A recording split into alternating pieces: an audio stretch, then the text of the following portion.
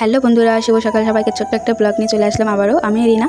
সকালবেলায় উঠে বাড়ির সমস্ত কাজ করে চলে আসলাম ঘরে এসে দেখছি বাবান এখনও ঘুমাচ্ছে, তাই একটু কাজ করেই নিই। আমি তোমাদের হয়তো আগেও বলেছি আমাদের বাড়িতে দুটো মেশিন রয়েছে, একটা আমি কাজ করি, একটা আমার হাজব্যান্ড। তো বন্ধুরা, তোমরা হয়তো অনেক বাজার ঘাটে বা কোথাও দেখেছো বা পড়ো, এটা হচ্ছে সিল্ক মেশিন। আমরা হচ্ছে বাড়িতে তৈরি করি নিজের হাতে, ফুল কমপ্লিট দিই। আমরা একজনের বাড়ি থেকে ধানটা নিয়ে আসি, তারপর ফুল কমপ্লিট বানিয়ে নিয়ে তাদেরকে দিয়ে আসি, আবার রিটার্নের ডজন হিসেবে পয়সাটা দেয়।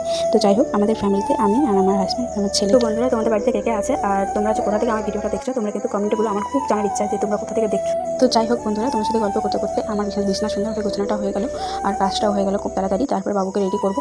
বাবুকে প্রথমে মুখটা ধুয়ে দিলাম, মুখটা ধুয়ে নিয়ে জামা প্যান্ট ছেড়ে সুন্দরভাবে একটা জামা পরিয়ে দিলাম। জামা পরানোর পর ওকে আমি বলছি, দেখ বাবা, ওইদিকে দেখ, টিপ পরাবো তোকে। না তো ও কিছুতেই টিপ পরাতে দেয় না, টিপ একা বেঁকা হয়ে যায়। কার কার সাথে এমনটা হয় তোমরা কিন্তু বলো আমাকে। সুন্দরভাবে গুছিয়ে নিয়ে ওকে খাওয়াতে রাখলাম। আমাদের বাড়ি চিকেন রান্না হয়েছিল, তাই জন্য ওকে সেটা দিয়ে ভাত দিলাম। তোমাদের বাচ্চার কত বয়স সেটা কিন্তু বলো, যদি কারো বাচ্চা থাকে। আর তোমরা কিন্তু আমার পাশে থেকো। আমি এটা ফার্স্ট ব্লগ, আর তুমি লাইক কমেন্ট আর শেয়ার করো প্লিজ। জানি না কতটা ভিডিওটা ভালো করতে পেরেছি, কিন্তু চেষ্টা করেছি। তুমি একটু পাশে থেকো।